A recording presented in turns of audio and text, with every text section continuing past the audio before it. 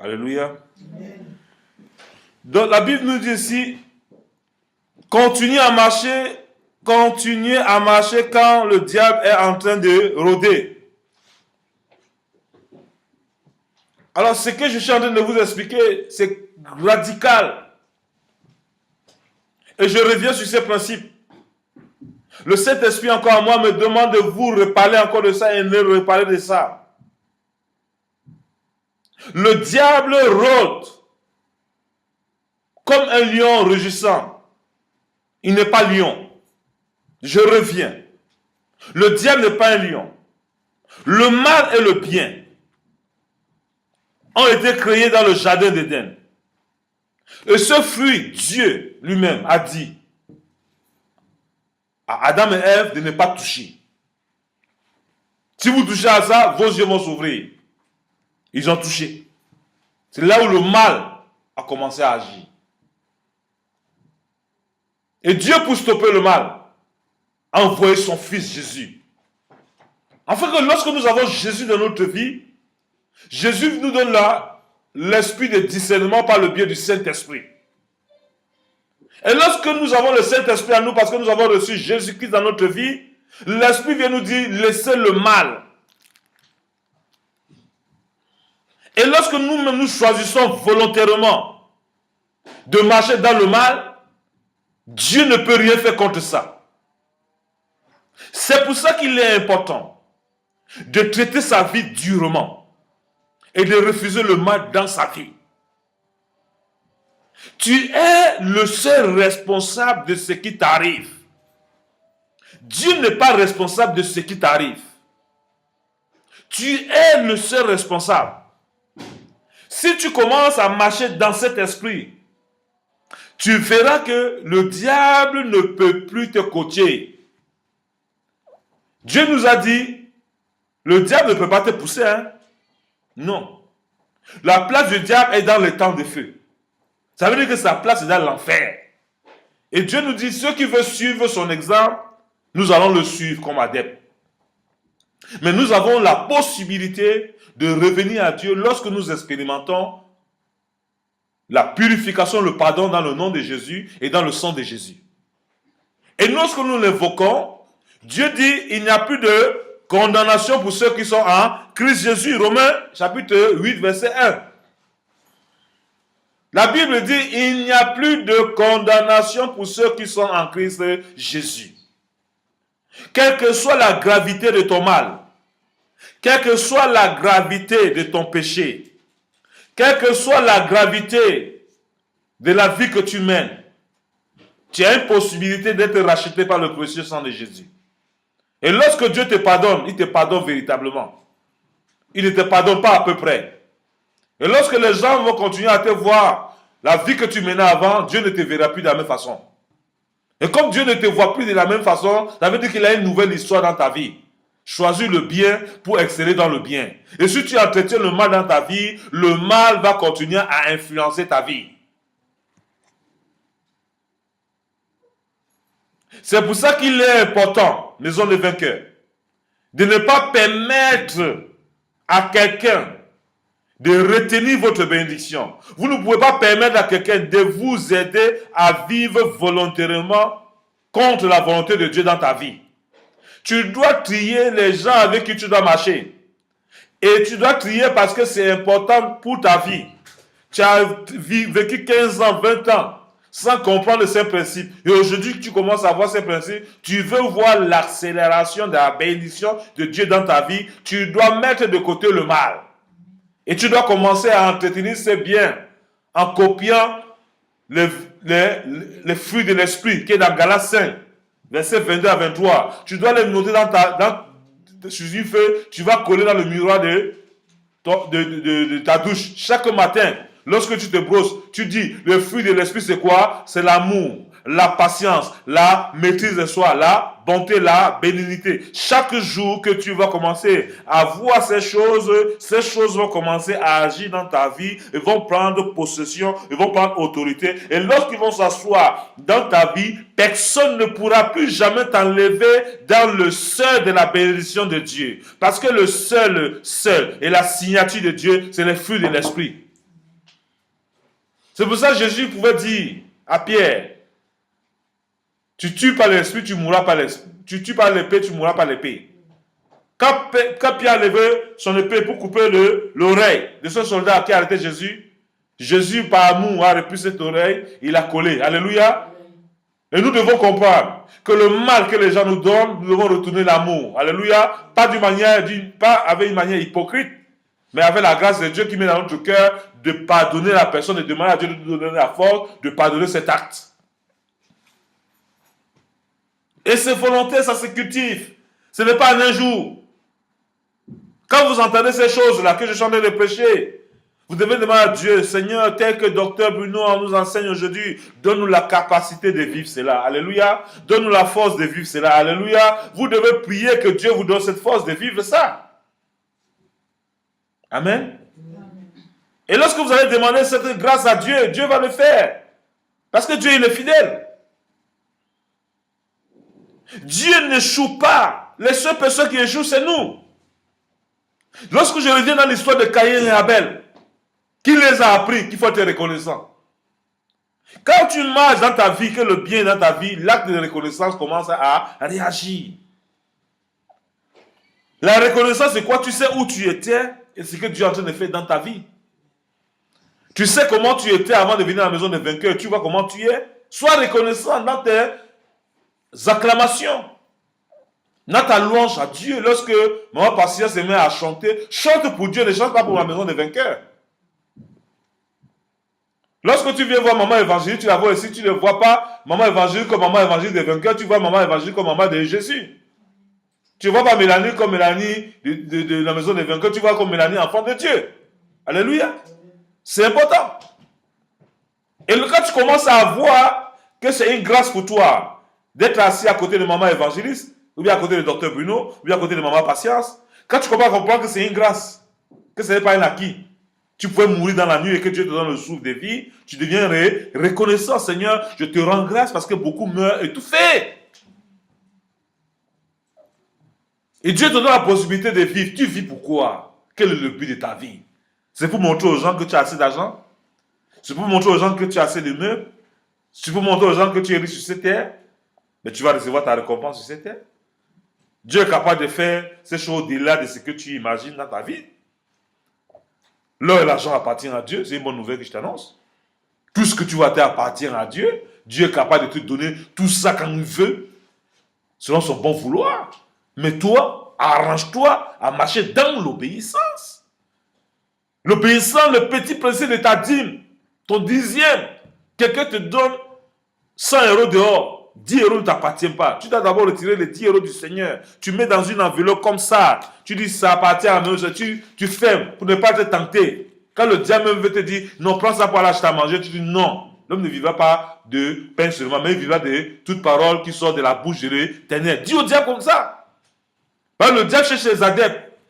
Et comme tu as un esprit faible, tu dis oui, ça fait quoi? Dieu est amour. Tu commences à être adepte du diable. Le diable, c'est un grand coach. Il coach maintenant les églises. Il coach les gens dans les églises. Ils sont assis, le diable est coach. Pendant qu'on prêche, il dit, pourquoi il parle comme ça là? Est-ce qu'il connaît ma vie? Dis ce matin, je refuse le coach du diable. Je refuse le coaching du diable dans ma vie. Au nom de Jésus. Alors le coaching du diable t'amène à marcher dans les fruits de la chair. Le fruit de la chair, c'est quoi? La convoitise, l'envie, l'impatience, la méchanceté, les querelles, les disputes, les jalousies. Quoi encore? La guerre. Quoi encore? L'orgueil. Quoi encore? C'est ça la convoitise de la chair. Tu convoites tes pays, tu ne sais pas comment faire, tu envoies les armes pour faire la guerre. C'est comme ça la convoitise. Tu vois ta soeur est en train de prospérer, tu commences à inventer que non, c'est une prostituée. Tu crées la guerre. Tu dis c'est une menteuse, c'est une voleuse. Tu crées la pagaille. Et tu veux que Dieu soit avec toi. Arrêtons un peu. Arrêtons un peu de nous distraire dans les églises. Arrêtons de nous distraire avec le nom de Jésus. Les fruits de l'esprit, Marie, je vous dis, Marie a compris ces choses. Elle était parmi les vierges, mais elle marchait dans le fruit de l'esprit. C'est pour ça que l'ange est venu l'avertir. Ne t'inquiète pas, le Saint-Esprit va te faire concevoir le sauveur de l'humanité. Quelle grâce! Le nom de Marie, on parle partout, les gens sont jaloux. Vous êtes jaloux pourquoi? Elle était disposée. Nous allons parler d'elle jusqu'à le retour de Christ. Amen. On va parler de toi quand? Elle a compris une grande teuf. Elle a dit non, c'est pas hasard. C'est pas un hasard. La Bible dit qu'elle était vierge. Comment une vierge peut être enceinte?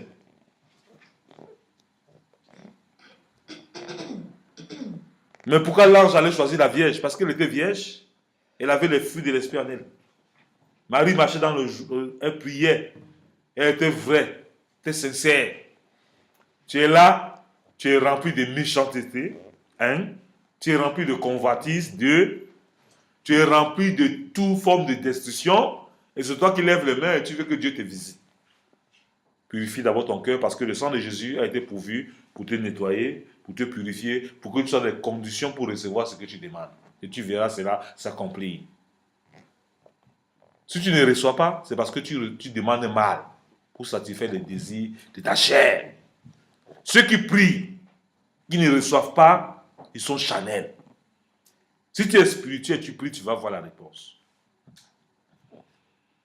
Dieu répond toujours. Je n'ai jamais vu le juste mendier son pain, ni sa descendante. Même les enfants de Dieu, lorsqu'on a traversé la mer Rouge, quand ils tournaient en rond au désert, Dieu donnait la manque tous les jours, ils avaient de quoi manger. Parmi eux, il y avait des radins qui essayaient de cacher, de garder le reste. Le lendemain, ça pourrissait. Il y a toujours des gens comme ça là. Ils sont toujours prêts à cacher. C'est que Dieu va faire pourrir ça. Ce que tu gardes là, tu ne veux pas de la dîme. Le diable va permettre que le diable vienne voler. Tu vas tomber malade. Tu as dit que tu ne payes pas. Tu vas payer le remède 10 fois que tu as dit. Parce que toi-même, tu as présenté que le diable soit assis dans ta vie. Ce n'est pas d'aujourd'hui, des voleurs. Ils existent depuis dans le désert. Alors, dans le désert, les souliers des enfants de Dieu là, ça ne suffisait pas. Les habits là, ça ne se fanait pas. Mais aujourd'hui, tu vois quelqu'un, il marche, ses chaussures disent Alléluia, ça s'ouvre comme ça là. Il dit non, il est dans le désert. Quel désert? Ce n'est pas le désert, la désobéissance. Dans le désert, on est rassasié. La seule chose qu'on ne voit pas dans le désert, on ne voit pas où on va. On tourne en rond. Dans le désert, on a un lieu pour dormir. Les enfants d'Israël, ils avaient un guide. Un Moïse qui plaidait pour eux, ils avaient tout ce qu'ils voulaient.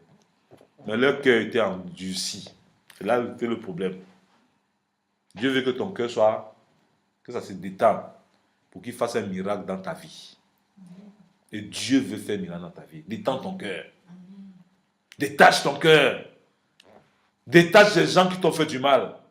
Pardonne-leur. Laisse Dieu prendre la première place dans ta vie. N'accepte pas le mal dans ton cœur. Dis non mal. Sors de mon cœur. Tout ce que mon père m'a fait, j'oublie ça. Le sang de Jésus vient me purifier. Tout ce que mon mari m'a fait, pardonne. Seigneur, purifie-moi, je vais être pur, je vais être pur, je vais être pur. Tout ce que ma femme a fait, je vais être pur. Tout ce que mes enfants m'ont fait, je vais être pur, Seigneur. Nettoie mon cœur, je vais être pur pour recevoir ton miracle. Il faut prier, je vais être pur. Purifie ton cœur tous les jours, mon frère, ma soeur. Purifie-toi. Ne porte pas le mal en toi. N'accepte pas le mal de vivre en toi. Vis la vie des vainqueurs. Vis la vie qui glorifie Dieu. Et vous verrez la gloire de Dieu dans votre vie. C'est pour ça que la Bible nous parle dans le livre de Romains. Romains chapitre 7. Au verset 24, qu'est-ce que la Bible nous dit? C'est pour ça qu'il faut purifier notre cœur. Ne permettez pas que le diable prenne la première place dans votre cœur. Romains 7, verset 24, la Bible est formelle. Il dit, misérable que je suis, qui me délivrera du corps de cette mort? Grâce soit rendue à Dieu par Jésus-Christ, notre Seigneur. Ainsi, donc moi-même, je suis pas l'entendement esclave de la loi de Dieu et je suis pas la chair esclave de la loi du péché. Alors, Paul disait ici, lui il sentait que sa chair était esclave du péché et que son esprit était esclave de la loi. Alors la chair, on le désire contraire à celle de l'esprit. Et l'esprit, on le désire contraire à celle de la chair. Quand elle commence à faire la guerre, tu dois faire un choix. Ta chair peut te dire ne salue pas le pasteur Suzanne. Mais ton esprit te dit il faut pratiquer l'amour. Qu'est-ce que tu dois choisir? Alors, si tu choisis la chair, tu as compris le désir du mal qui est dans toi. Ce n'est pas le diable qui te dit de choisir. C'est toi-même qui choisis. Parce que Dieu a mis en toi la capacité de vaincre le mal. Il n'y a aucune épreuve qui est au-dessus de nos forces. Toutes les épreuves que Dieu permet que ça nous arrive, il nous donne la capacité d'être au-dessus de ces épreuves-là. Tu ne peux pas me dire non, ma chair était faible. Non, c'est toi-même qui acceptes. Mais lorsque tu vas commettre l'adultère, la fornication, ce n'est pas quelqu'un qui te déshabille. Toi-même, tu te déshabilles volontairement. Ça veut dire que tu avais la possibilité d'attraper encore ton habit et fuir. Quand tu as fini, tu viens dire non, pardonne-moi, je fais. Oui. Il faut dire pardon à Dieu. Et que Dieu va te pardonner, te justifier. Pour dire que la capacité est entre nos mains. Dieu a mis en nous le vouloir et le faire. Le bien là, c'est volontaire.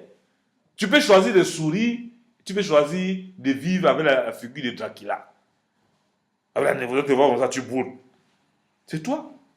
Ta bouche est attachée.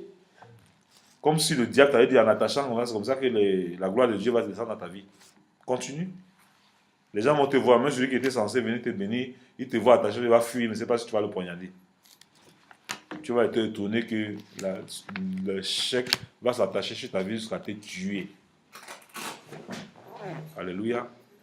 C'est pour ça qu'il est important de vivre une vie de victoire. Alors, c'est pour ça que le thème de mon message ce matin, c'était continuer à marcher quand le diable est en train de rôder. Tu dois marcher et continuer. Parce que le diable rôde comme un lion, mais il n'est pas un lion. C'est un menteur. Le fruit de l'esprit, quand l'Esprit Saint en toi, tu n'as que la victoire. Quand tu mentionnes le nom de Jésus, aucun esprit ne peut résister en ce nom. Amen. Amen. Donc je vous aime dans le précieux nom de Jésus et je vous souhaite un très bon dimanche.